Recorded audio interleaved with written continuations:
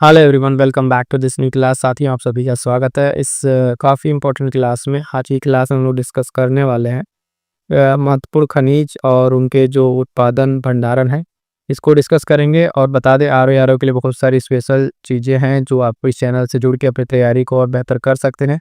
सारी चीज़ें भी अब कॉस्ट है। टेलीग्राम पे आपको बहुत सारी चीज़ें, क्विज वगैरह इंपॉर्टेंट चीज़ दी जा रही हैं। और इस क्लास में बता दें आपको, जो डिस्कस करेंगे खनिज उत्पादन, पहले तो राज्य स्तर पर करेंगे, फिर देश में कौन है ना, इस तरीके से विश्व में बाकी सारी चीज़ों को डिस्कस करेंगे। आइए स्टार्ट करते हैं बिना किसी देरी के अपने क्लास को, और फटाफट से देखेंगे पहला पॉइंट। देखिएगा यहाँ पे एक एक पॉइंट करके देखते चलिएगा। पहला कह रहा है कि मैं आर्थिकी में जब हम देखेंगे खनिज उत्पादन भंडारण में अग्रणी राज्य। बहुत ही इंपॉर्टेंट पॉइंट है आर के पर्सपेक्टिव से। यहाँ से प्रश्न आपको देखने को मिलेगा, ठीक है, आर प्रीलिम्स और मेंस दोनों में। देखिएगा, एक तरफ खनिज है इधर, और भंडारण उत्पादन दो तरीके से प्रश्न पूछता है। कई बार इस्तेमाल में कोई खनिज दिया तो उसके भंडारण का अलग रहता है और उत्पादन का अलग रहता है। मतलब कई राज्य ऐसे हैं जहाँ भंडारण ज़्यादा है, तो कई ऐसे हैं जहाँ उत्पादन ज़्यादा है। तो प्रश्न को अटेम्प्ट करते टाइम ये ध्यान दीजिएगा कि आपका जो है उसमें पूछा क्या गया है, कि भंडारण में पूछ रहा है, स्टोरेज, या फिर उत्पादन। ठीक है, उस किसके बेसिस पे आपसे पूछ रहा है, उस बेसिस पे हम लोग देखेंगे वन बाय वन करके सारे जो खनिज है। सबसे पहला खनिज आपका लौह अयस्क। लौह अयस्क की अगर आप बात करिएगा तो भंडारण में देखिएगा, पहले कर्नाटक, दूसरे पे उड़ीसा, तीसरे पे झारखंड है। और उत्पादन में इसके पहले पे उड़ीसा आ जाएगा, दूसरे पे छत्तीसगढ़ और तीसरे पे कर्नाटक। यानी आपके दो स्टेट्स में देखिए अंतर चेंज हो जा रहा है। कर्नाटक यहाँ पहले पे भंडारण में, और उत्पादन में आपका यहाँ पे उड़ीसा हो जा रहा है। ठीक है, इसी तरीके से ये क्रम आपको ध्यान में रखना है। अगले खनिज की बात करेंगे तो बॉक्साइट, जिसको देखिएगा इसमें पहले स्थान पर ओडिशा है, दूसरे पर छत्तीसगढ़, तीसरे पर आंध्र प्रदेश। बात करेंगे उत्पादन में तो देखिएगा उड़ीसा पहले पर है, झारखंड दूसरे पे, अब गुजरात तीसरे पे। तो बॉक्साइट में अगर आप देखें तो उड़ीसा दोनों पे पहले स्थान में, यानी अगर आप भंडारण भी कहिए उत्पादन भी कहिए, दोनों में क्या है, बॉक्साइट के उड़ीसा आपको देखने को मिलेगा। किसी तरीके से साथियों देखिएगा किसका, कोयले का। कोयले के अगर हम बात करें तो उड़ीसा पहले पर है इसमें भंडारण में, है ना। ये वाली जो स्लाइड है, पहली वाली स्लाइड है आपके भंडारण की स्लाइड है, हमने आपको पहले दिखा दिया। यहाँ पे देखिएगा, ये पहली स्लाइड भंडारण की, दूसरा उत्पादन वाले में। ठीक है, तो कोयला का देखिए इसमें क्या है, उड़ीसा पहले पर है, फिर झारखंड, फिर आंध्र प्रदेश। उत्पादन में भी उड़ीसा, फिर छत्तीसगढ़ आ गया है उत्पादन में, फिर झारखंड। ठीक है, अगला देखिएगा तांबा। ठीक है, तांबा का जो अयस्क है उसमें राजस्थान है, मध्य प्रदेश और झारखंड, ये तीन राज्य हैं। और मध्य प्रदेश, राजस्थान, झारखंड, यानी दोनों ये सेम है। भंडारण उत्पादन में तीनों का क्रम इसमें तांबे के लिए आपको सेम मिला। उसके बाद से आगे बढ़ेंगे तो देखिएगा अगला मैग्नीज की बात करें तो ओडिशा है ना, इसमें भंडारण में कर्नाटक, मध्य प्रदेश, उत्पादन में भी मध्य प्रदेश पहले पर है, जबकि यहाँ भंडारण में तीसरे पर है, फिर महाराष्ट्र और ओडिशा। ये सब सारी चीज़ें। और बात करेंगे कच्चा तेल, प्राकृतिक गैस, इसका जो है भारत में भंडारण नहीं है बहुत ज़्यादा इस तरीके का कुछ स्पेशल। इसके उत्पादन देखिए जो अपतटीय क्षेत्र है ना, राजस्थान, गुजरात, फिर अपतटीय क्षेत्र जो कोस्टल एरियाज है, और असम और राजस्थान की, ये सारे पॉइंट्स आपको ध्यान रखने हैं। इसी तरीके से स्टील में अगर बात कीजिएगा तो स्टील को लेके भंडारण नहीं है, उत्पादन में उड़ीसा पहले पर है। क्रोमाइट देख लीजिए, इसमें उड़ीसा दोनों पर, भंडारण उत्पादन में दोनों पर है। अगला अगर बात करेंगे तो अभ्रक देख लीजिए, इसमें आंध्र प्रदेश और राजस्थान है। आंध्र प्रदेश उत्पादन भंडारण दोनों में, और दूसरे पे भी यहाँ पे राजस्थान ही आपको देखने को मिलेगा। बात करेंगे टीन की तो हरियाणा और छत्तीसगढ़ यहाँ पे मिलेगा। चूना पत्थर देखिए कर्नाटक में, और राजस्थान में से क्या है, उत्पादन है, और कर्नाटक में भंडारण है। अगला जो है इंपॉर्टेंट वो है ग्रेनाइट, जिसमें अरुणाचल प्रदेश में ये है, और उड़ीसा में क्या है इसका, तो उत्पादन है। ठीक है, इसी तरीके से आगे बढ़ते हैं। और जो कुछ इंपॉर्टेंट मिनरल खनिज उसको देख लीजिए। क्रोमाइट का ध्यान दीजिएगा, क्रोमाइट आपका उड़ीसा में भंडारण, उत्पादन उड़ीसा में। ठीक है, भी गोल्ड का देख लीजिए, कर्नाटक में सबसे ज़्यादा इसका दिखा रहा है, और कर्नाटक में ही उत्पादन भी है गोल्ड का। हीरे का देखिए तो मध्य प्रदेश, पन्ना की खान आपने सुना होगा, और उत्पादन भी मध्य प्रदेश। चांदी की बात करें तो राजस्थान, ठीक है, उत्पादन भंडारण में। लिग्नाइट तमिलनाडु, ठीक है, दोनों में सेम है। सीसा और जस्ता आपका देखिए फिर से राजस्थान, उत्पादन भंडारण। ये कुछ चीज़ें इंपॉर्टेंट, अब इतने सारे हैं, है ना। तो कौन कौन से इसमें याद रखा जाए, कैडमियम देखिए भंडारण नहीं है, उत्पादन है राजस्थान में। यूरेनियम आंध्र प्रदेश, ठीक है। जिप्सम का देखिए राजस्थान गुजरात, राजस्थान गुजरात। तो इसमें इतने सारे अगर हैं तो इसमें कौन कौन सा आपको ध्यान रखना है। मेनली अगर आप कहें तो लोहे का याद रखिए, लोहा, बॉक्साइट, कोयला ध्यान रखिए। ठीक है, उसके बाद से आप आ जाइए इधर देखिए अभ्रक का ध्यान रखिए, है ना। अभ्रक के साथ साथ आप ध्यान रखिए नीचे जो आएंगे और देखिए यहाँ पे ये जो कुछ खनिज है, इस स्वर्ण हो गया, हीरा, चांदी, है ना, यूरेनियम का ध्यान रखिए। ये सब कुछ पॉइंट है, क्रोमाइट, इसको ध्यान रखेंगे कि यहाँ से प्रश्न आपको देखने को मिल जाएगा। अब आइए देखेंगे यहाँ पर अभी ये यहाँ पे फसल उत्पादन, तो इसको ना देख अभी हम लोग आते हैं विश्व स्तर पे जो है प्रमुख खनिज उत्पादक और भंडारण में अग्रणी देश। तो पहले इसको देख लेते हैं जो विश्व स्तर पर है ना, कौन कौन से देश है भंडारण और उसमें। उसके बाद हम फिर आपको मैं बता दें यहाँ पे वैश्विक स्तर पर कृषि का उत्पादन, और फिर यहाँ पर आपको जो ये पॉइंट रह जा रहा है ये फसल उत्पादन जो राज्य स्तर पर है। ठीक है, तो इसको देख लेंगे। तो आइए पहले हम लोग इसको कंप्लीट कर लेते हैं। वैश्विक स्तर पर, हाँ ये रहा आपका उत्पादन में। तो फटाफट से वहीं देख लीजिएगा कौन क्या है यहाँ पर कैसे है। प्रमुख खनिज उत्पादन और भंडारण की अगर बात करिएगा तो भंडारण देख लीजिएगा, उत्पादन लास्ट में है, फिर से वहीं पे एक तरफ खनिज है और बीच में भंडारण वाला स्लाइड है और लास्ट में उत्पादन वाली स्लाइड है। तो देखिएगा लौ हैश की अगर बात करेंगे तो ऑस्ट्रेलिया, ब्राज़ील और रूस यहाँ पे भंडारण है। उत्पादन में भी ऑस्ट्रेलिया है, और ऑस्ट्रेलिया की शॉर्ट नोट्स में आपको कुछ खदान जो खाने हैं वो आपको हम इंपॉर्टेंट में करा चुके हैं, टेलीग्राम पर दे चुके हैं। इस सब पॉइंट को करके तैयार करेंगे तो हर तरह से आपके पॉइंट तैयार होंगे। बॉक्साइट देखिएगा तो गिनी, वियतनाम और ऑस्ट्रेलिया भंडारण है यहाँ पर। ऑस्ट्रेलिया, चीन और गिनी में क्या है, इसका उत्पादन है।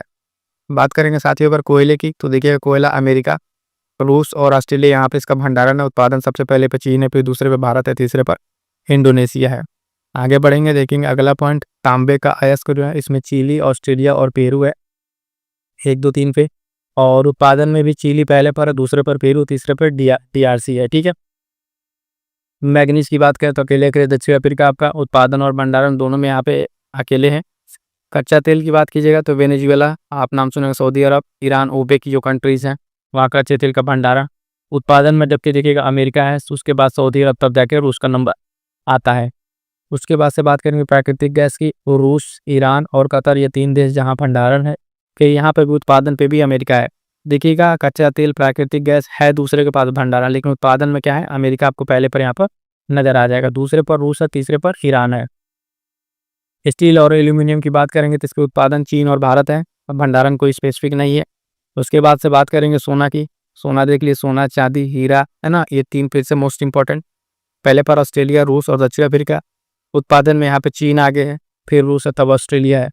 बात करेंगे चांदी की तो पेरू, ऑस्ट्रेलिया और चीन, ये 3 देश हैं जहाँ भंडारण है, और मैक्सिको, चीन और पेरू जहाँ पर चांदी की उत्पादन है। हीरे की बात करेंगे तो रूस, बोत्सवाना और कांगो, ध्यान रखिएगा। और पहले पर यहाँ पर उत्पादन में रूस है, फिर कांगो, बोत्सवाना है। हीरे में देखिए उत्पादन में रूस है ना। सोना में आपका चीन है, और प्राकृतिक गैस, कच्चा तेल में आपका अमेरिका है, चांदी में मैक्सिको है। किस तरीके से ध्यान रखिएगा, एक एक स्लाइड बना के तैयार करेंगे। और ये देखिएगा सिर्फ 1-2 बार पढ़ने से नहीं होगा, कई बार इसको देखिएगा लिख के प्रैक्टिस कीजिए। क्या कीजिएगा, लिख के प्रैक्टिस कीजिएगा कि अच्छा तांबा लिख रहे हैं, मान लिए तांबा लिख रहे हैं तो इसमें राज्य कौन सा है, देश कौन सा है, उत्पादन में, भंडारण में, से बना के एक शॉर्ट नोट्स पर्ची बना प्रैक्टिस करेंगे तब जाके कहीं तैयार होगा, क्योंकि इतने सारे फैक्चुअल हैं आपको भूलने लगेगा। बात करेंगे हीरा हो गया, सीमेंट देखिए इसमें चीन और भारत है, दोनों सेम पोजीशन है, कोई बदलाव नहीं। और टिन है, इसमें आपका चीन उत्पादन में, भंडारण डैश है। थोरियम देखिएगा भारत में आपका इसका भंडारण है, उत्पादन पे कोई पहले स्थान पर नहीं, इस तरीके का। उसके बाद से बायराइट है, और इसमें भंडारण नहीं है, उत्पादन में ही भारत है। तो ये सारे पॉइंट्स हमने आपको बता दिए कैसे कैसे आपको याद करने हैं, ये चीज़ आपको ध्यान में रखते हुए आगे बढ़ना है। ठीक है, आइए अब देखते हैं कौन कौन से राज्य जो हैं आपके फसल उत्पादन वाला हमने ये करा दिया था। अब आइए देखिए फसल उत्पादन में मेन जो है उसको देख लीजिए, कौन कौन से फसल उत्पादन में है। जो अग्रणी राज्य है इससे फसल है, इसमें राज्य और जो समग्र खाद्यान्न है तो उसमें उत्तर प्रदेश पहले पर है, फिर मध्य प्रदेश, पंजाब। चावल की अगर बात करेंगे तो तेलंगाना, उत्तर प्रदेश, पश्चिम बंगाल। गेहूँ अगर देखिएगा तो उत्तर प्रदेश, मध्य प्रदेश, पंजाब, कई जगह आपको उत्तर प्रदेश पहले देखने को मिल जाएगा। तो जो पहले पर उसको आप अच्छे से तैयार कर लीजिएगा। गेहूँ आपको उत्तर प्रदेश हो गया। मोटा अनाज में कर्नाटक है, ठीक है, मोटा अनाज कर्नाटक, राजस्थान, महाराष्ट्र। बाजरे की अगर बात करेंगे साथियों तो ध्यान दीजिए राजस्थान, उत्तर प्रदेश और महाराष्ट्र, इसमें दूसरे स्थान पर उत्तर प्रदेश है। यूपी स्पेशल के एग्जाम के लिए यूपी की रैंक जो ध्यान रखिएगा, जहाँ दूसरे तीसरे पर अभी है वो भी आपको ध्यान में रखना पड़ेगा। एक उत्तर प्रदेश एग्जाम में आपसे पूछने को जो यूपी स्पेशल की परीक्षाएं उसमें आपसे पूछ लेता है। बाजरा हो गया, ज्वार का देखिए ये भी कर्नाटक, मक्का देखिए कर्नाटक, मध्य प्रदेश, महाराष्ट्र। कुल दाल की अगर बात करेंगे मध्य प्रदेश यहाँ पर है, फिर महाराष्ट्र, फिर राजस्थान है। अरहर की बात करेंगे तो महाराष्ट्र, मध्य प्रदेश और कुछ दालों का नाम जो है, ध्यान दीजिएगा, बजट हमने जब आपको पढ़ाया था उसमें कुछ दालों का नाम मेंशन किया गया था। उन दालों का नाम याद रखिएगा, परीक्षा में पूछ लेगा निम्नलिखित में से कौन सी दालें नहीं है जो बजट में जिसकी बात नहीं की गई थी। चना है, इसमें आपका महाराष्ट्र, कर्नाटक, उत्तर प्रदेश। कुल तिलहन में देखिए राजस्थान, मध्य प्रदेश और गुजरात है। मूंगफली की बात करेंगे तो गुजरात, राजस्थान, तमिलनाडु। सरसों की बात कीजिएगा तो राजस्थान, मध्य प्रदेश, हरियाणा। सोयाबीन फिर से महाराष्ट्र, तब मध्य प्रदेश, कभी मध्य प्रदेश इसमें पहले पर आता था, अभी महाराष्ट्र पहले पर है। सूरजमुखी की बात करें तो कर्नाटक, तेलंगाना, ओडिशा। कुल बागवानी देखिए उत्तर प्रदेश, मध्य प्रदेश, पश्चिम बंगाल। फूल सब्जियां उत्तर प्रदेश, पश्चिम बंगाल, मध्य प्रदेश। तो देखिएगा बागवानी और फूल सब्जियों में फिर से उत्तर प्रदेश पहले पर है। फूल फल में आंध्र प्रदेश, महाराष्ट्र, उत्तर प्रदेश आपको देखने को मिलेगा। फूल की अगर बात कीजिएगा तो इसमें तमिलनाडु पहले पर है। आगे बढ़िए, बागवानी फसल देखेंगे तो कर्नाटक पहले पर है। बाकी इसमें आकर देखें, ये 3-4 चीज़ें में उत्तर प्रदेश आपको पहला स्थान है। हालांकि कम से कम 10 ऐसी चीज़ें हैं जिसमें उत्तर प्रदेश पहले स्थान पर है। ये सारी जो इंपॉर्टेंट पॉइंट्स रहते हैं हम आपको टेलीग्राम पर अपडेट करते रहते हैं, तो वहाँ से जुड़ना ना भूलिएगा। बाकी बहुत सारी अपडेट आपको वहाँ पे मिलेगी। आलू, गन्ना, मांस, अमरूद, है ना, दूध, सब उत्तर प्रदेश। प्याज, अंगूर, अनार, हल्दी देखिए महाराष्ट्र। टमाटर और मसाला ये सब मध्य प्रदेश। बैगन, जूट ये सब पश्चिम बंगाल। बात करेंगे कपास, तंबाकू, पपीता तो गुजरात। अंडा, केला, आम, नींबू ये खीरा आंध्र प्रदेश। ऊन की बात करेंगे तो राजस्थान, जम्मू कश्मीर। और सेब, बादाम, अखरोट आपका जम्मू एंड कश्मीर। बात करेंगे कुछ और, नारियल और बाकी सारी चीज़ें ये सब पिस्ता, सुपारी कर्नाटक में। काजू की बात करेंगे तो ओडिशा, आंध्र प्रदेश, महाराष्ट्र। ये टसर रेशम है, इंपॉर्टेंट है, देखिएगा झारखंड। और हीरी रेशम, मूंगा रेशम आपका असम। क्लियर है इतना? चलिए आगे बढ़ते हैं। इसमें एक और पॉइंट देखिए, वैश्विक उत्पादन में जो कृषि के अग्रणी देश कौन कौन से, तो देखिए एक साथ देख लीजिए, इसमें चीन पहले पर है। देखिए कृषि वाले में अगर आपको जो ना आए उसमें दो ही चीज़ होता है मेन जो है, या तो चीन पहले पर होगा या तो भारत पहले पर होगा। ठीक है, अगर ना आए तुक्का लगाना उस केस में बता रहे हैं, ये दो आप लगा लेंगे तो शायद पॉसिबिलिटी आपका आंसर सही हो जाए। फसल उत्पादन में देख लीजिए क्या क्या है, धान, गेहूं। कुल उत्पादन सब्जी, है ना, चाय, आलू, टमाटर, ये सब में क्या है, चीन है। गाय का दूध, भैंस का दूध, कुल तरीके का दूध और कुछ अदरक, प्याज में, पपीता में, ये सब में, दाल में भारत पहले पर है।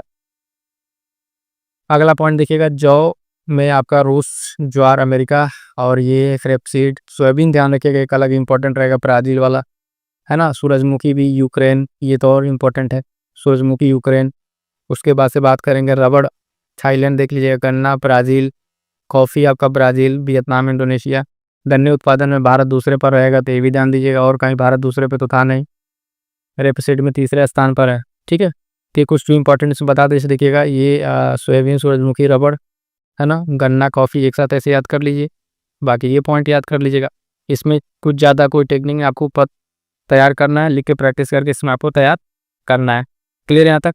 चलिए अब यहाँ से आगे हम कुछ आपको बता दे रहे हैं, कुछ कृषि से संबंधित चीज़ें हैं। कृषि से संबंधित चीज़ें उसको देख लीजिए। सबसे पहले जानिए कुछ इंपॉर्टेंट डेटाज देखिए यहाँ पे इसके एग्रीकल्चर के बारे में। तो देखिएगा कि भारत के पूरे क्षेत्रफल का जो है 51% भाग पर क्या है, कृषि है। और 60% भूभाग पर चारा का, है ना। और 24% जो भूमि है वो बंजर भूमि है। और भारत आप जानते हैं कि कृषि प्रधान देश है। यहाँ पे कृषि जो है एक जीविकोपार्जन का साधन है।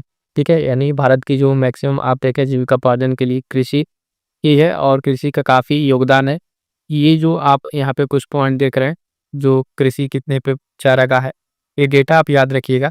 आपको अरेंज करने के लिए पूछ सकता है कि भारत के कुल क्षेत्रफल का जो है इस तरीके से अरेंज कीजिए कि बढ़ते से घटते क्रम में कृषि कितने पर है, चारागाह और बंजर, ये 3 दे के आपसे अरेंज करने को दे दे, प्रोलॉजिकल आर्डर घटते बढ़ते क्रम में आप इसको अरेंज कर पाएँ। ठीक है, आगे बढ़ेंगे तो देखिए अगला पॉइंट कह रहा है कि कृषि जो है ये राज्य सूची का विषय है। कृषि क्या है, राज्य सूची का विषय है, जिसका उल्लेख आप देखेंगे संविधान की 7वीं अनुसूची में किया गया है। ठीक है, अब जाते हैं सूची में जो है आपके पास जो 3 तरह की सूची है ना। उन सूची में जो कुछ विषय है वो विषय भी आपके लिए बहुत इंपॉर्टेंट है। तीनों सूची में चाहे समवर्ती सूची हो, केंद्रीय सूची या राज्य सूची, उससे कुछ इंपॉर्टेंट विषय है वो आपके लिए बहुत महत्वपूर्ण है, वहाँ से प्रश्न भी देखने को मिल जाता है। अगला पॉइंट कि भारतीय जो कृषि है इसका इतिहास जो है ना, पुस्तक जो M.S. रामदवा द्वारा लिखी गई है, उन्होंने हरित क्रांति के क्षेत्रफल में महत्वपूर्ण भूमिका निभाई थी। ये जो पुस्तक है भारतीय कृषि का इतिहास, क्या भारतीय कृषि का इतिहास, इस पुस्तक का नाम याद रखिएगा।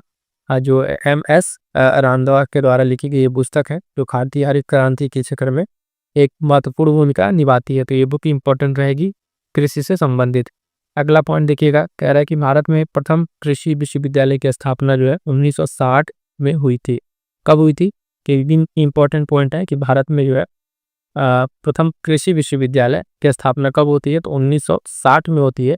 और इसका उद्घाटन जो है पंडित जवाहरलाल नेहरू के द्वारा आप देखेंगे पंतनगर उत्तराखंड में किया गया। तो जगह याद रखिएगा, पंतनगर उत्तराखंड में। इसके बाद इसका नाम जो है गोविंद बल्लभ पंत कृषि एवं प्रौद्योगिकी विश्वविद्यालय कर दिया गया। तो 2 पॉइंट अगर जो सबसे महत्वपूर्ण मैं बताऊं तो प्रथम भारत का जो प्रथम कृषि विश्वविद्यालय है यहाँ पर कहाँ है? पंतनगर उत्तराखंड में। और वर्तमान में इसका नाम है गोविंद बल्लभ पंत कृषि और प्रौद्योगिकी विश्वविद्यालय। ठीक है, तो इसकी स्थापना कब होती है? 1960 में। तो सारे के सारे पॉइंट्स ध्यान रखिएगा, काफी महत्वपूर्ण पॉइंट्स है जो आपकी परीक्षा में पूछे जाएंगे। अगला पॉइंट है, कह रहा है कि भारत जो है कृषि पारिस्थितिकी क्षेत्र जो है इसमें कितने हैं? भारत के कृषि पारिस्थितिकी क्षेत्र, तो देखिएगा भारत को जो है ना 20 पारिस्थितिकी क्षेत्र में और 60 कृषि पारिस्थितिकी के क्षेत्र में विभाजित किया गया है। कितने? 20 जो है आपके पारिस्थितिकी क्षेत्र और 60 कृषि के पारिस्थितिकी उप क्षेत्र है। इनका जो वर्गीकरण आप देखें किस आधार पर किया गया है? तो मिट्टी, जलवायु और जो प्राकृतिक और भौगोलिक परिस्थिति है उसके आधार पर इनका वर्गीकरण किया गया है। तो ये चीज़ ध्यान रहेगा। आगे बढ़ेंगे, देखेंगे विभिन्न प्रकार की जो कृषि विधियां हैं, कौन कौन सी कृषि विधियां हैं। तो उसमें आपका जो इम्पोर्टेंट कुछ है ये कई बार पूछा गया परीक्षा में है, इसको ध्यान से अच्छे से तैयार कर लीजिएगा। जैसे कि सेरीकल्चर की बात करें तो सेरीकल्चर आप देखिएगा रेशम कीट पालन। क्या? रेशम कीट पालन जो है आपका सेरीकल्चर हो जाएगा। बात करेंगे एपीकल्चर की, तो एपीकल्चर देखिए मधुमक्खी पालन। ठीक है, कई बार ये परीक्षा पूछा हुआ है एपीकल्चर, इसको ध्यान रखिएगा। पिसीकल्चर मत्स्य पालन यानी मछली से आपका संबंधित है। ठीक है, ये कृषि विधियां हैं। और अभी आगे कुछ पॉइंट्स जो आपका डिफरेंट तरीके के रिवोल्यूशन है, क्रांतियां हैं, जैसे नीली क्रांति, पीली क्रांति, है ना, ये सब श्वेत क्रांति, वो भी संबंधित जो है उसको भी आपको ध्यान में रखना है। अभी आगे वो भी बताया जाएगा, वो भी बहुत इंपॉर्टेंट है आपके एग्जाम्स के लिए।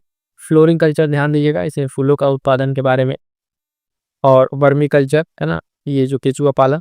ठीक है, जो आप देखें किसानों का दोस्त भी कहा जाता है केचुआ। ठीक, हॉर्टिकल्चर की बात करेंगे तो ये बागवानी है। क्या है? हॉर्टिकल्चर बागवानी है। और एरो जो पोनिक है, एरोपोनिक, ये क्या है? हवा में पौधे को उगाना। विटिकल्चर आप जानते हैं अंगूर की खेती, ये भी कई बार पूछा जा चुका है, पीसीएस सीपीपीसीएस में भी पूछा जा चुका है। तो विटिकल्चर ध्यान दीजिएगा। ठीक है, विटिकल्चर मोस्ट इंपॉर्टेंट लगा लीजिएगा। आगे बढ़ेंगे, देखेंगे अगला पॉइंट, बात करेंगे साथ ही देखिएगा हरित क्रांति के बारे में कुछ इंपॉर्टेंट पॉइंट। हरित क्रांति कैसे हुई है, उसमें क्या क्या जो पॉइंट्स है जो आपको परीक्षा की दृष्टि से याद रखने हैं। सबसे पहले जानिए विश्व में हरित क्रांति के जनक जो है वो नॉर्मन जी बोरलॉग है। ठीक है, इनका नाम ये कई बार पूछा जा चुका है। और भारत में हरित क्रांति जो है उनको लाने का श्रेय जो डॉक्टर एम.एस. स्वामीनाथन को जाता है। तो भारत में हरित क्रांति के जनक आप कह लीजिए कि डॉक्टर एम.एस. स्वामीनाथन हैं। ठीक है, भारत में हरित क्रांति की शुरुआत कब होती है? तो 1967 और 68 ईस्वी में होती है। ये चीज़ ध्यान दीजिएगा। ये 2 नाम आपको बहुत सारे साथियों के गलत होते हैं, उसको आप ध्यान से देख लीजिएगा। ठीक है, जो विश्व में नॉर्मन बोरलॉग और भारत में एम.एस. स्वामीनाथन। अभी हाल फिलहाल में एम.एस. स्वामीनाथन को भारत का पुरस्कार, कौन सा सर्वोच्च पुरस्कार दिया गया है, आप कमेंट करके बताइएगा। और जिनसे संबंधित परीक्षा प्रश्न पूछा भी जा चुका है। अगला पॉइंट है किस क्रांति द्वारा जो उत्पन्न जो गेहूं का किस्म था उसके बीजों द्वारा गेहूं की जो उत्पादकता थी उसको बढ़ाने में सफलता मिली थी। यानी जो गेहूं था वो उस समय भारत अपने एक बहुत ही लो स्तर पे था प्रोडक्टिविटी के, लेकिन इसके बाद से जो एक अलग लेवल पर इसका प्रभाव देखने को मिला। खास करके अगर पूछा जाता है किस किस फसल पे, तो गेहूँ और चावल, धान के इस पे प्रयोग किया गया, लेकिन सबसे ज़्यादा सफलता जो है गेहूँ को लेके मिली। उसको गेहूं को लेकर मिली सी सफलता, तो ये चीज आपको ध्यान में रखना है। हरित क्रांति के फलस्वरूप आप देखेंगे गेहूं का प्रति एकड़ जो है 2000 किग्रा रिकॉर्ड उत्पादन हो सका था। ठीक है, तो ये सब सारा रिकॉर्ड उसके बारे में देखना है। अब आइए जो भी हम कह रहे थे, जो डिफरेंट तरह की क्रांतियां हैं जो कृषि से संबंधित है, उन क्रांतियों को एक बार जान लीजिए। यहाँ से भी एक प्रश्न आपको देखने को मिल जाता है। तो सारी की सारी क्रांतियाँ, इसका शॉर्ट नोट्स आपके पास उपलब्ध होना चाहिए और ये आप एकदम रटा होना चाहिए। ऐसा नहीं कि चलो एक बार पढ़ लिए, 2 बार पढ़ लिए, इस तरह का अगर आपसे प्रश्न कोई भी गलत होता है इस तरह के प्रश्न, तो समझिए कि आप कंपटीशन से बाहर जा रहे हैं। क्योंकि जो टफ प्रश्न है, समझिएगा साथियों, कि जो कठिन प्रश्न है उनका उत्तर देने में लगभग सभी की गलतियाँ होती है। लेकिन अगर आप एक माने एक जनरल क्वेश्चन, एक एवरेज प्रश्न है, उस प्रश्न को आपको किसी भी हाल में गलत नहीं करना है। जो सबके सही हो रहे हैं, ऑलमोस्ट सबके सही हो रहे हैं, वो प्रश्न आपका गलत नहीं होना चाहिए। तो कोशिश यही रहे कि सब जो पीवाईक्यू के प्रश्न है, इस तरह के शॉर्ट नोट्स के प्रश्न गलत ना हो। जो कुछ एनालिटिकल प्रश्न है, स्टेटमेंट वाइज प्रश्न है, वो प्रश्न गलत हो रहे हैं तो वो वहाँ तक चलिए, उसमें बहुत सारे लोग गलत होते हैं, तो उसमें थोड़ा-सा आपका चांस बना रहता है। लेकिन इस तरह के प्रश्न अगर आपसे गलत हो जाएँ, तो फिर समझिए कि ये आप एकदम रेस से बाहर हो जाएँगे। हरित क्रांति देखिएगा, ये खाद्यान्न उत्पादन से संबंधित है। बात करेंगे श्वेत क्रांति, तो दुग्ध उत्पादन, है ना? उसमें नाम याद रखिएगा वर्गीज कुरियन का, ठीक है? किसका? वर्गीज कुरियन का, वी कुरियन करके भी इनका नाम आता है। तो दुग्ध उत्पादन। नीली क्रांति, ठीक है? नीली क्रांति किससे संबंधित? मत्स्य उत्पादन, मछली से संबंधित है नीली क्रांति। भूरी क्रांति आप देखेंगे तो उर्वरक उत्पादन, क्या चीज? उर्वरक उत्पादन से संबंधित है भूरी क्रांति। आगे बढ़ते हैं और कुछ क्रांतियां, जैसे कि रजत क्रांति, ये देखिए आपका अंडा उत्पादन से संबंधित है, इससे अंडा उत्पादन से संबंधित है। इसी तरीके से पीली क्रांति, ये जो है तिलहन उत्पादन से संबंधित है। अभी आपके 11 फरवरी वाला जो RO कैंसिल हुआ था, पिछले साल 23 वाला, उसमें आप देखेंगे ये प्रश्न पूछा था कि जो जूट उत्पादन है उसको पीली क्रांति कहते हैं, कि स्टेटमेंट दिया था। अभी कल ही वाला क्लास करा रहा है तो उस क्लास में इस पे हमने बताया था।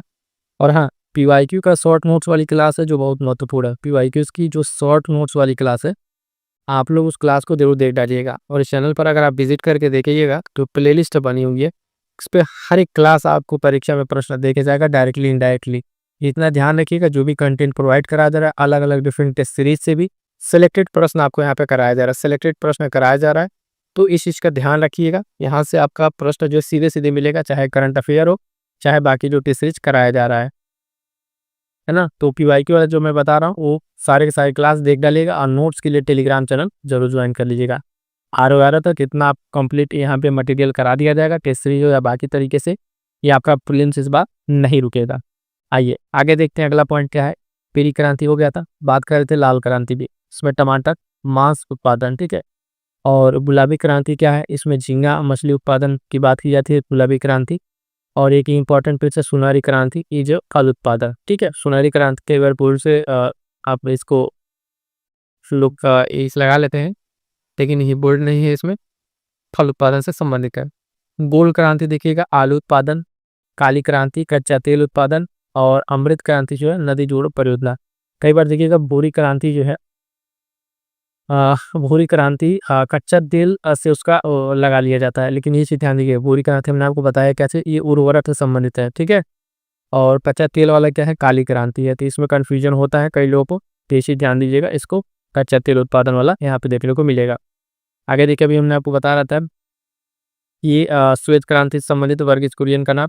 तो देखिए, भारत में श्वेत क्रांति का जनक जो है डॉक्टर वर्गीज कुरियन को माना जाता है, इनको डॉक्टर वर्गीज कुरियन पोथी, अभी ऊपर नाम हम आपको बता चुके हैं, ये नाम याद रखिएगा, बहुत ही महत्वपूर्ण नाम है। तो गेहूं का जो अधिकतम उत्पादन वाला राज्य है, आप देखेंगे उत्तर प्रदेश है अपना, उत्तर प्रदेश। और उत्तर प्रदेश बाकी कई सारी चीज़ों में नंबर 1 पर है, जैसे आलू में भी, गन्ने में भी, है ना, दूध में। इस तरह कम से कम 8 से 10 ऐसे प्रोडक्ट्स हैं, आप देख लीजिए, इसमें उत्तर प्रदेश आपका प्रथम स्थान पे है। वो सारा का सारा आपको तैयार होना चाहिए। भारत में गेहूं उत्पादन के जो शीर्ष 3 राज्य हैं, उसमें उत्तर प्रदेश, मध्य प्रदेश और पंजाब, ठीक है। ये टॉप 3 के यहाँ पे राज्य हैं। और ध्यान दीजिएगा, उत्तर प्रदेश गेहूं और गन्ना के उत्पादन में भी शीर्ष राज्य है, किसमें? गेहूं और गन्ना के मैंने बताया, इसके साथ साथ जो अन्य नाम अभी वहाँ पता है उसको भी ध्यान रखिएगा। भारत जो है उर्वरक उत्पादन एवं उपभोग में किस नंबर पर है? तीसरे नंबर पर है। किस नंबर पर? तीसरे नंबर पर। यह बात आपको ध्यान में रखनी है। क्लियर है यहाँ तक? अगला पॉइंट देखिएगा, भारत की जो कुछ प्रमुख फसलें हैं, ठीक है। प्रमुख फसलें कौन कौन से? तो आप जानते हैं, रबी की फसल है ना, रबी है, खरीफ है और जायद है। ये 3 तरह की फसलें हैं। ये फसलों को याद रखना आपको, उनके एग्जाम्पल्स, मतलब उसमें कौन कौन से रबी का है, कौन खरीफ का है, वो, और किस में बोई, किस में काटी जाती है, किस में आपको ध्यान में रखना है। सबसे पहला देखिएगा रबी की फसल। तो बात करेंगे रबी की फसल की, कि ये अक्टूबर नवंबर में बोई जाती है। कब? अक्टूबर नवंबर में बोई जाती है। इसके प्रमुख फसल है, ये ही सबसे ज़्यादा इंपॉर्टेंट है, यानी जो प्रमुख फसल है, इसके एग्जाम्पल है, यही महत्वपूर्ण है। इसमें से कोई एक दो नाम दे लेता है, पूछ लेता है निम्नलिखित में से कौन इस कैटेगरी का फसल है या नहीं है। तो देखिएगा इसमें आपका गेहूँ, जौ, चना, मटर, सरसों, आलू, राई, अलसी, इतने नाम आपको इसमें देखने को मिलेंगे। ठीक है, किसमें? रबी की फसल पे। अगला जो क्रॉप साइकिल है वो देखिएगा खरीफ की फसल। इसमें क्या है, जून जुलाई में बोया जाता है, अक्टूबर नवंबर में इसको काट लिया जाता है। जून जुलाई में बो अक्टूबर नवंबर में काट लिया जाता है। इसमें क्या क्या आता है, तो प्रमुख फसल इसके ये महत्वपूर्ण है, जो महत्वपूर्ण तो बता रहा हूँ। सोयाबीन, धान, गन्ना, ज्वार, बाजरा, मक्का, कपास, मूंगफली। अब समझिएगा प्रश्न कैसे पूछता है यहाँ पे। कहेगा कि जो दो फसल है, मान लीजिए इसका कोई 3 ले लिया, एक इसका ले लिया। अब आपसे पूछेगा निम्नलिखित में से कौन सा जो है खरीफ का फसल नहीं है। इसी तरीके से रबी का 2-3 ले सकता है, एक इसका मिला सकता है। ये जो 2-4 नाम है आपके सामने, ये आपको एकदम जुबान पे रटे होने चाहिए। कैसा? रटे होने चाहिए, तब जाके आप उस चीज़ को कर पाएंगे। अगर वहाँ पे कंफ्यूजन होंगे तो प्रश्न आपके गलत हो जाएंगे।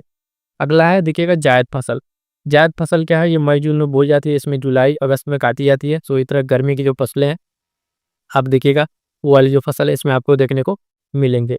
अगला पॉइंट है कि कुछ प्रमुख फसल ऐसे हैं, ठीक है, जिनका आपको जो है देखना है कि वो कहाँ से, ओरिजिन उसका कहाँ से है। ठीक है, तो ओरिजिन में अगर आप देखिएगा तो सबसे पहले देखेंगे धान। धान की बात करेंगे तो ये इंडोनेशिया और भारत में आपको ये देखने को मिलेगा। मक्का, मध्य अमेरिका इसका जन्म स्थान है। ठीक है, मक्का वहाँ पे सबसे ज़्यादा मध्य अमेरिका, आप नहीं, सेंट्रल अमेरिका, वहाँ पे पैदावार इसकी काफ़ी अच्छी होती है। गेहूं की बात करेंगे तो मध्य एशिया, तंबाकू इसी तरीके से दक्षिण अमेरिका, रबड़ ध्यान दीजिए ब्राज़ील, है ना, रबड़ ब्राज़ील। और इसमें भारत का नाम किस में आ रहा है? उड़द में। उड़द में आ रहा है भारत का नाम। अमरूद आपका अमेरिका, टमाटर मैक्सिको, बाजरा अफ्रीका, है ना। जौ को ध्यान रखिएगा, चीज ये इंपॉर्टेंट रहेगा। अरहर आपका अफ्रीका। और नीचे 2-3 और जैसे देखिए कि चाय चीन, चाय चीन तो याद ही रहेगा। आलू आपका पेड़, ये ध्यान रखिएगा, आलू वाला इंपॉर्टेंट है, इसको ध्यान रखिएगा। गन्ना आपका कहाँ पे? भारत में। ये कुछ आपको क्या देखें यहाँ पे, कुछ ऐसे फसल जिनके जन्म स्थान कहाँ कहाँ से, कौन कौन सी जगह पर आपको देखने को ये मिला है। ठीक है, आगे बढ़ेंगे, देखेंगे अगला पॉइंट क्या है। कुछ प्रमुख फसल और उनकी प्रजातियां देख लीजिए। तो इसमें क्या क्या है, कुछ प्रमुख फसल और उनकी इसमें कौन कौन सी किस्में, इस तरह की भी आर ओ में काफ़ी प्रश्न पूछा जाता है। आप देखे होंगे मक्के का, धान का, चावल का, है ना, इस तरीके से आपसे पूछ लेता है कौन किसकी किस में वैरायटी है। कि गेहूं का आप देखिएगा, इसमें जो है राज 3077, पूसा, सिंधु गंगा, है ना, कल्याण, कल्याण सोना, सोनोरा जो है 64, कुंदन, सोनालिका, ये सब क्या है, किसकी प्रजातियां हैं? तो गेहूं की। इसी तरीके से धान के कुछ इंपॉर्टेंट, जिसमें अमन, पूसा, सुगंधा पाइप, बरानी द्वीप, ये सब किसके? धान के। अरहर का देखिएगा यूपीएस, है ना, 120, और बहार, एनडीए फर्स्ट। चना की बात करेंगे तो इसमें आप देखिएगा गौरव, पंत जी 114, K4, ये सब क्या है, इसकी किस्में हैं। इसमें आपसे पूछ लेता है कि जैसे कौन सा इसका है, किसका नहीं है। कपास की बात करेंगे तो देसी श्यामली, सुबिन सुजात, मूंगफली में चित्रा 64, है ना, चंद्रा कौशल। इसी तरीके से जो प्रजातियां हैं आपको मैं बताऊं कि जैसे गाय, बकरी और भैंस, इन तीनों की जो प्रजातियां हैं ना, इस तरीके से वहां भी पूछा जाता है कि इसमें कौन कौन, जैसे फसल का आपको हम यहाँ बता रहे हैं। इसी तरीके से पशुपालन वाले जब आप उसमें जाइएगा, उसमें गाय, भैंस, बकरी की भी जो प्रजातियां हैं डिफरेंट तरीके की, उनको पूछा जाता है। तो वो महत्वपूर्ण आपको ध्यान में रखना है। आगे बढ़ेंगे, देखेंगे कुछ अगला पॉइंट्स। भारत में प्रमुख खाद्य फसल क्या है? चावल है। और भारत में चावल का प्रमुख उत्पादक राज्य आपका तेलंगाना, पश्चिम बंगाल, उत्तर प्रदेश, पंजाब और उड़ीसा है। और इसके साथ साथ वर्ष 2023 में खाद्यान्न के शीर्ष उत्पादक राज्यों में जो है उत्तर प्रदेश प्रथम स्थान पर था। फिर उत्तर प्रदेश आपका यहाँ पे प्रथम स्थान आ गया किसमें? खाद्यान्न उत्पादन में। ये भी आपको ध्यान में रखना है। गेहूं की फसल का जो एक प्रमुख रोग क्या है? तो रस्टिंग इसका एक रोग है जो गेहूं की फसल में लगता है। अगला पॉइंट देखिएगा कि राज्य में उर्वरक का जो है कुल रोग जो है दृष्टि की सर्वाधिक रोग मतलब कौन सा है? उत्तर प्रदेश है, महाराष्ट्र और मध्य प्रदेश है, के 3 राज्य ऐसे हैं यहाँ पे सर्वाधिक रोग आपको देखने को मिलेगा। अगला पॉइंट, गेहूं की जो सर्वाधिक उत्पादकता है क्विंटल प्रति हेक्टेयर, तो वो हरियाणा में। अब देखिए गेहूं उत्पादन में उत्तर प्रदेश आपका प्रथम पर है, लेकिन यहाँ क्या कह रहा है? यहाँ कह रहा है कि क्विंटल प्रति हेक्टेयर, ठीक है, उसके हिसाब से हरियाणा आपको यहाँ पे पहले स्थान पर देखने को मिलेगा। क्लियर है यहाँ तक? अगला पॉइंट ध्यान दीजिएगा कि भारत की जो है अब प्रथम चीनी मिल जो है उत्तर प्रदेश के देवरिया जिले में प्रतापपुर में आपको 1903 ईस्वी में स्थापित की गई थी। ये भी प्रश्न आपका स्टेटमेंट आर ओ 11 फरवरी वाले पेपर में 2023 में एक स्टेटमेंट करके प्रश्न आपसे पूछा गया था। इंपॉर्टेंट रहेगा, ध्यान दीजिएगा। तो प्रथम चीनी मिल 1903 और देवरिया प्रतापपुर में ये स्थापित किया गया था। अगला पॉइंट है कोयम्बटूर में जो है 1912 ईस्वी में आपका गन्ना प्रजनन केंद्र की स्थापना की जाती है। कहाँ पर? कोयम्बटूर में। इंपॉर्टेंट है, तीनों पॉइंट मोस्ट इंपॉर्टेंट, अच्छे से तैयार कर दीजिएगा। भारत में दालों का जो अत्यधिक उपभोग होने के कारण उत्पादन के बावजूद क्या करना पड़ता है? आयात करना पड़ता है। तो ये पॉइंट भी आपको ध्यान में रखना है। अगला पॉइंट कह रहा है कि राष्ट्रीय केला अनुसंधान केंद्र की स्थापना जो है तमिलनाडु के तिरुचिरापल्ली है 21 अगस्त 1993 को भारतीय कृषि अनुसंधान परिषद द्वारा की गई थी। तो राष्ट्रीय केला अनुसंधान केंद्र कहाँ पर? तमिलनाडु में। केसर का सर्वाधिक उत्पादन राज्य आप जानते हैं जम्मू एंड कश्मीर है, ठीक है। वहाँ पे करेवा जो मिट्टी है वहाँ पर केसर का उत्पादन सबसे ज़्यादा होता है। अगला पॉइंट है कि मोटा अनाज तथा चावल अधिकांशतः जो निर्वाह मूलक हैं ये कृषि के अंतर्गत आते हैं। आप जानते हैं मोटे अनाज है ना, आप इसके पहले जो है मोटा अनाज आज सम्मानित ईयर भी सेलिब्रेट किया गया। असम राज्य जो है चाय का प्रमुख फसल है। असम राज्य में चाय जो वहाँ की प्रमुख फसल है। की सारी जो महत्वपूर्ण योजनाएं हैं और इससे जो पूछे गए प्रश्न है, पहला प्रश्न देखेंगे इसमें क्या पूछा गया है। तो देखिएगा, पहला प्रश्न कह रहा है कि उत्तर प्रदेश मुख्यमंत्री बाल सेवा योजना विशेष रूप से बनाई गई है, तो किसके लिए बनाई गई है? 4 ऑप्शन आपके सामने हैं। पूछा हुआ प्रश्न है, तो कह रहा है कि बालिका शिशु को वित्तीय सहायता प्रदान करना, कोविड में जिन बच्चों ने अपने माता पिता को खो दिया था उनके लिए वित्तीय सहायता प्रदान करना, या फिर कह रहा है कि युवाओं को नौकरी में प्रशिक्षण देना, लड़कियों को वित्तीय सहायता प्रदान करना। इसका सही उत्तर क्या हो जाएगा? तो ध्यान दीजिए, इसका सही उत्तर हो जाएगा ऑप्शन बी, ठीक है।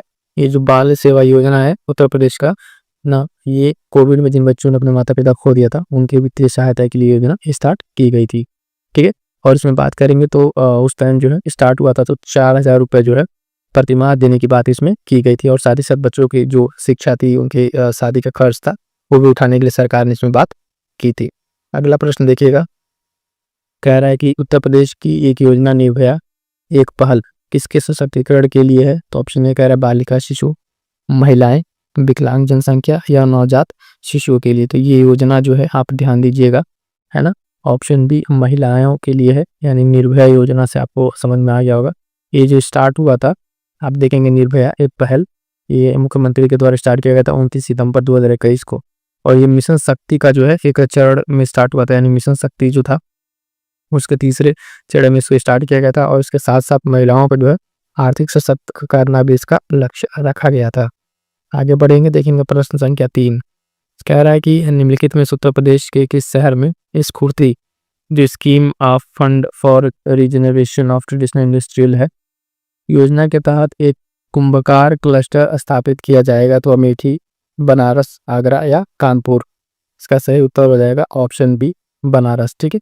बनारस में ये स्टार्ट किया जाएगा, ये जो कुंभकार क्लस्टर कहाँ पे? बनारस में। क्लियर है? आगे बढ़ेंगे, देखेंगे अगला प्रश्न।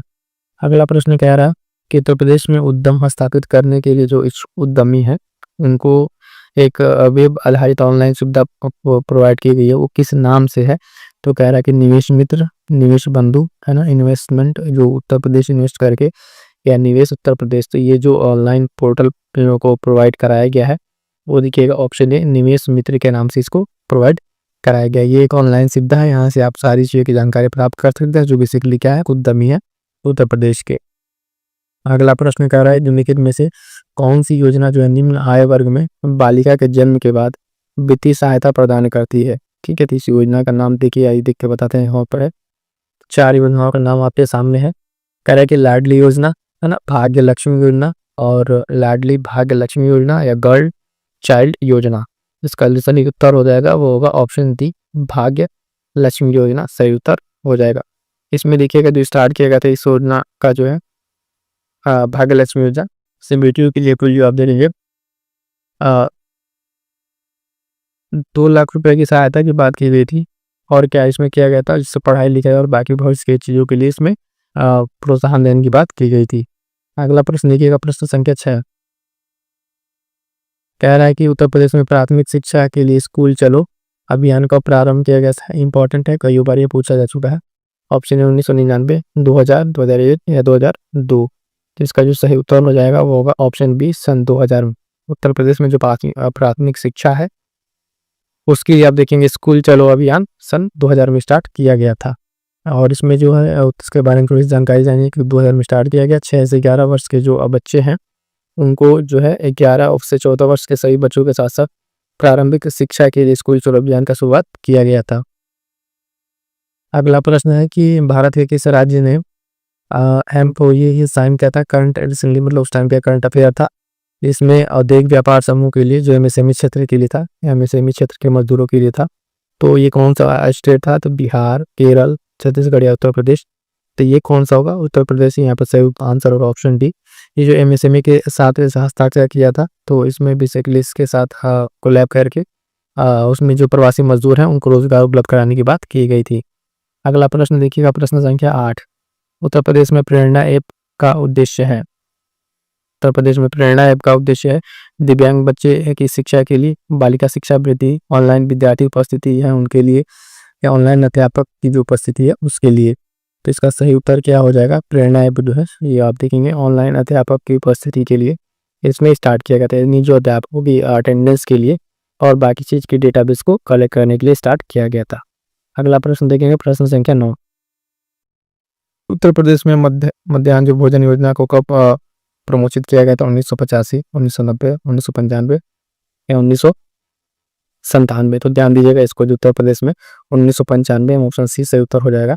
इसको स्टार्ट किया गया था। ये योजना जो है सरकारी मान्यता प्राप्त जो विद्यालय थे उसमें प्रतिमाह जो है 3 केजी चावल या गेहूं प्रदान करने से संबंधित थी। इसके साथ साथ जिससे बच्चों को पका हुआ भोजन भी दिया जाता था। और ये कुल किया गया था क्या? स्कूल में नामांकन बढ़ाने के लिए, ताकि ज़्यादा से ज़्यादा बच्चों का एडमिशन हो। क्लियर है? चलिए आगे बढ़ेंगे, देखेंगे अगला प्रश्न। अगला प्रश्न ध्यान दीजिएगा, पीएम जो किसान योजना है इसके अंतर्गत सर्वाधिक संख्या में लाभान्वित जो प्रमाणीकृत आपके राज्य के रूप में किस राज्य को पुरस्कृत किया गया है? तो ऑप्शन हरियाणा, कर्नाटक, महाराष्ट्र, उत्तर प्रदेश। तो ध्यान दीजिएगा सबसे ज़्यादा आबादी अपने उत्तर प्रदेश की है और यहीं से सबसे ज़्यादा इस योजना का लाभ लेने वाले लोग भी शामिल थे। तो पीएम किसान जो सम्मान निधि योजना है इसकी शुरुआत 24 फरवरी 2019 को की गई थी। इसमें प्रतिवर्ष आप जानते हैं क्या किया था? किसानों को 6,000 रुपये दिया था 3 किस्तों में, तो 2,000 करके। ठीक है, तो इसमें सबसे ज़्यादा लाभ इस योजना को किसको मिला है? तो उत्तर प्रदेश राज्य को मिला है, जहाँ पे अगर आप देखें अब 2,61,00,000 से अधिक किसान इसका लाभ ले रहे हैं। अगला प्रश्न देखिएगा, 11 प्रश्न संख्या 11। उत्तर प्रदेश में प्रति बल्ब की दर से एलईडी उपलब्ध करवाने के लिए ग्राम उजाला योजना शुरू की गई थी। कितने रुपए प्रति एलईडी बल्ब की बात की गई है?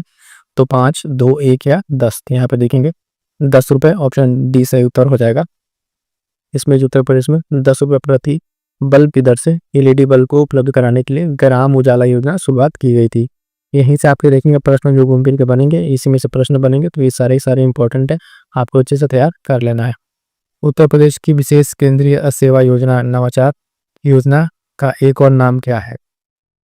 तो कह रहा है कि ज्वार रोजगार योजना की छाता योजना, एकीकृत ज्वार योजना, स्वनियोजन योजना या ग्राम विकास योजना। इसका सही उत्तर हो जाएगा ऑप्शन सी, स्वनियोजन योजना। ठीक है, ये उत्तर प्रदेश की एक विशिष्ट केंद्रीय योजना है जो नवाचार योजना का एक और नाम स्वनियोजन योजना रखा गया है। ठीक है, आगे बढ़िएगा, देखिएगा अगला प्रश्न। अगला प्रश्न कह रहा है कि उत्तर प्रदेश सरकार ने किसानों की आय को दोगुनी करने के लिए किसान कल्याण मिशन शुरू किया है। कहाँ किया है? तो उत्तर प्रदेश, बिहार, उड़ीसा या झारखंड। तो ये उत्तर प्रदेश सरकार ने भी शुरू किया था। ठीक है, तो इस प्रदेश सरकार ने किसानों की आय को दोगुनी करने की बात की गई थी और इसको जो इसका लक्ष्य शायद 2022 तक रखा गया था, लेकिन अब तक ये टारगेट अचीव नहीं हो पाया था। आगे बढ़ेंगे, देखेंगे अगला प्रश्न संख्या 14। देखिए, उत्तर प्रदेश के विभिन्न जिलों में कृषि विकास कार्यक्रमों को प्रारंभ किया गया है। सूची 1 और सूची 2 दिया हुआ मिलान करके बताना है। तो देखिएगा, विकास योजना और जिला क्षेत्र, एक तरफ जैविक खेती, किसान बाजार की स्थापना, तेल प्रसंस्करण, भूमि सेना योजना और बाकी तरफ आपको जिला दिया हुआ है। देखिए इसका सही उत्तर क्या होता है? तो देखिएगा इसका सही उत्तर होगा वो ऑप्शन डी आपका होगा 1, 1, 4, 2, 3। लेकिन जो विकास योजना और जिला है आपको सीबीएसई के अच्छे से यहाँ पर बल देखना है। जैविक खेती को विकसित करना ये हमीरपुर में। ठीक है, किसान बाजार की स्थापना बहराइच में होती है और तेल प्रसंस्करण जो संयंत्र है बुंदेलखंड, भूमि सेना योजना पर कहाँ पर, बिजनौर। ये 4 जिले हैं, बहुत ही महत्वपूर्ण है। अगली बार हो सकता है इसमें से कोई एक जिला या कोई एक विकास योजना आपसे पूछ ले, उन योजना के बारे में थोड़ा सा आप डिटेल देख लीजिएगा। अगला प्रश्न संख्या 15, उत्तर प्रदेश का एक प्रमुख कार्यक्रम इनमें से कौन सा जिसका उद्देश्य सभी वर्गों की महिलाओं के लिए विभिन्न बुनियादी सुविधाओं को माध्यम से महिला सशक्तिकरण सुरक्षा स्वायत्त प्रदान करना है। तो मिशन शक्ति, अनुसूचित जनजाति उत्थान, अनुसूचित जाति उत्थान या विकल्पों में से कोई नहीं। यदि हम लोग बात किए थे कि मिशन शक्ति, ऑप्शन ए सही तो हो जाएगा। मिशन शक्ति के कार्यक्रम के तहत से महिला सशक्तिकरण और बाकी सारी चीजों को प्रोवाइड कराया जा रहा है। आगे बढ़िएगा, देखिएगा अगला प्रश्न। प्रश्न संख्या 16, यूपी की कुछ जो है कुष्ठ रोग पेंशन योजना के लाभार्थियों को कितना मासिक अनुदान प्राप्त किया जाता है? तो 1000, 4000, 3000 या 100,000। तो देखिएगा यहाँ पे इसका सही उत्तर क्या हो जाएगा ऑप्शन सी, 3000 रुपये यहाँ पे प्रदान किया जाता है। और ये मासिक अनुदान जो है कुष्ठ रोगी या दिव्यांगजन जो है उनको उत्तर प्रदेश का मूल निवासी होना चाहिए और BPLI वाला होना चाहिए, ठीक है। और इसके लिए कोई किसी भी उम्र सीमा का बंधन नहीं रखा गया, सिर्फ आपका उत्तर प्रदेश का निवासी होना इतना कंपलसरी है। अगला प्रश्न 17 नंबर, निम्नलिखित में से कौन सी एक व्यापक और दूरदर्शी पहल है जिसका उद्देश्य उत्तर प्रदेश में महिलाओं को सुरक्षा, सलामती और आत्मनिर्भरता के लिए सशक्त बनाना है? तो मिशन सुमिता, मिशन शक्ति, मिशन मामिनी या मिशन अवनीता। सही उत्तर हो जाएगा इसका ऑप्शन बी, मिशन शक्ति, ठीक है। ये उसी टाइम स्टार्ट किया गया था मिशन शक्ति, जिसमें राज्य की महिलाओं को सुरक्षा, सलामती और बाकी आत्मनिर्भरता के लिए सशक्त बनाना था। इस मिशन शक्ति के लिए 15 मिनट आयोग की अवधि जो है था 21-22 से 25-26 के द्वारा लॉन्च किया गया था। ये इंपॉर्टेंट रहेगा, ध्यान दीजिएगा। अगला प्रश्न 18 नंबर कह रहा है कि निवेश मित्र, ठीक है, मोबाइल एप्लीकेशन भारत के निम्नलिखित में से किस राज्य की पहल है? असम, तेलंगाना, गुजरात या उत्तर प्रदेश?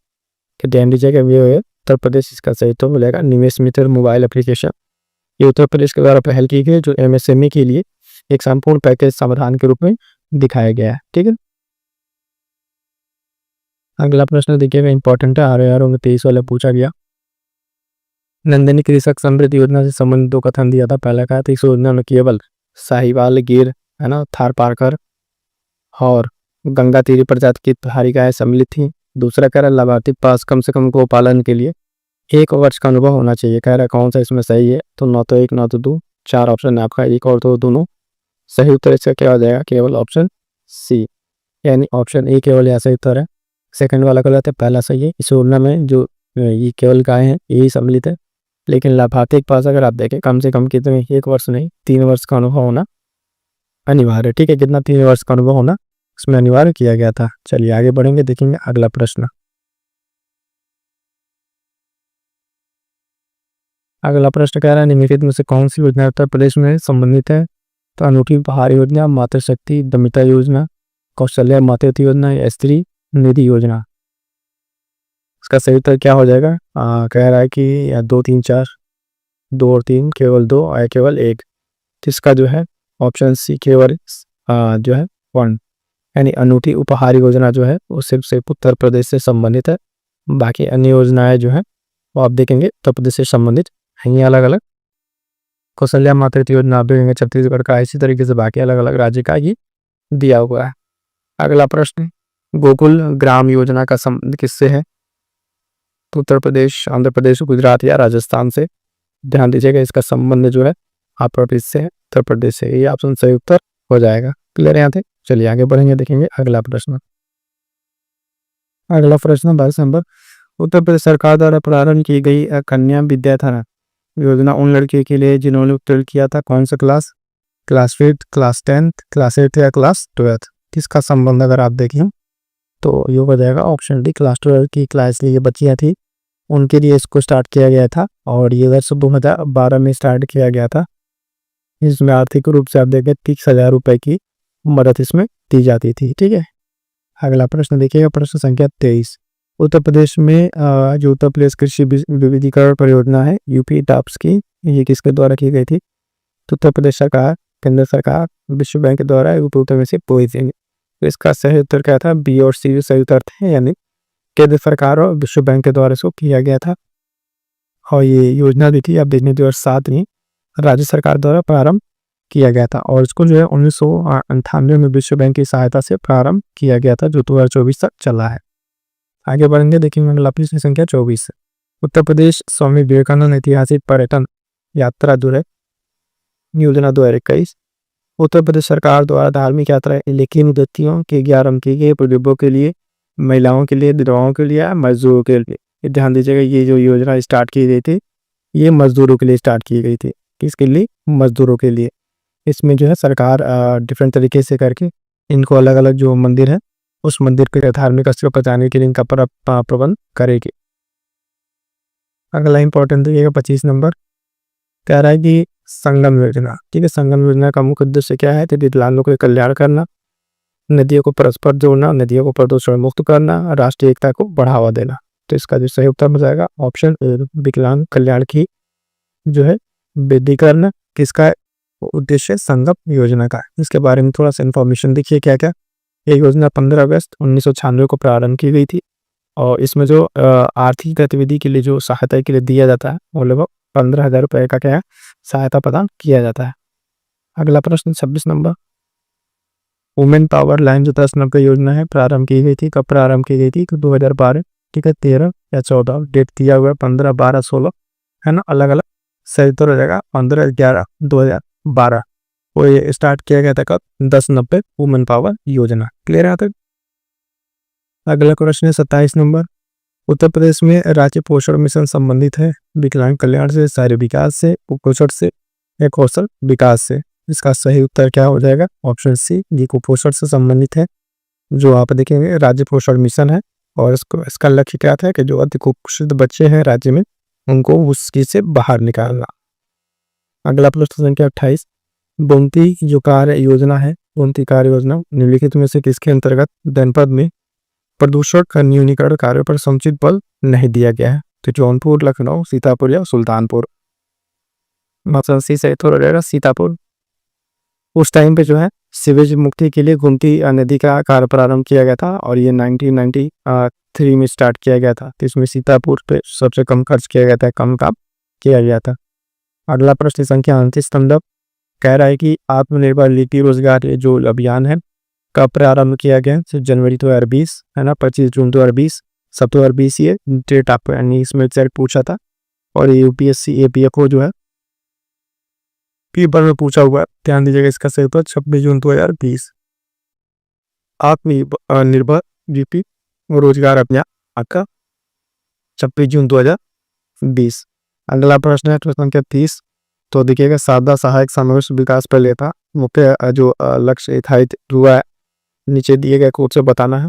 कृषि उत्पादक को बनाना, बहुफसल देखिए कि उसके लिए प्रबंधन करना और कह रहा है ऑप्शन ये 1, 2, 3 है ना, 2 और 3। तो इसका सही उत्तर क्या हो जाएगा? ध्यान दीजिएगा ऑप्शन डी है ना, उपयुक्त तीनों सभी। यानी इसके अंतर्गत अगर हम बात करें तो कृषि उत्पादन भी बढ़ाना, बहुफसली खेती को प्रयोग करके स्वरूप बदलना और भू प्रबंधन जो है उसको भी सुधार करना, तीनों उसमें सही तक हो जाएगा। अगला प्रश्न कह रहा है कि उत्तर प्रदेश सरकार द्वारा फरवरी 2013 में अधिसूचित पीड़ित मुआवजा योजना के अंतर्गत निम्नलिखित में से कौन आच्छादित तक इसके लिए किया गया? हत्या पीड़ित, यौन दुष्कर्म, युद्ध पीड़ित या तेजाब के हमले से पीड़ित। ठीक है, ये देखते हैं कौन सा आंसर इसका ऑप्शन सही है। तो इसका ऑप्शन जो है 1, 2, 4 करके है, ऑप्शन सी ये सही होगा। इसमें जो है आप देखेंगे इस मुआवजा योजना के अंतर्गत बलात्कार पीड़िता को 2 लाख, तेजाब से जो हमला हुआ उस पर 3 लाख और हत्या पीड़िता को 2 लाख, मानव तस्करी के लिए 2 लाख का मुआवजा देने का प्रावधान किया गया था। ठीक है, अगला प्रश्न देखिएगा, 2 कथन दिया हुआ, कथन और कारण। कथन कार्य उत्तर प्रदेश में शिक्षा मित्र योजना ग्रामीण युवा शक्ति को अपने ग्राम की शिक्षा द्वारा सेवा करने का अवसर उपलब्ध करना और मानक अनुसारियों अध्यापकों के साथ अनुपात को बनाए रखना इसका उद्देश्य था।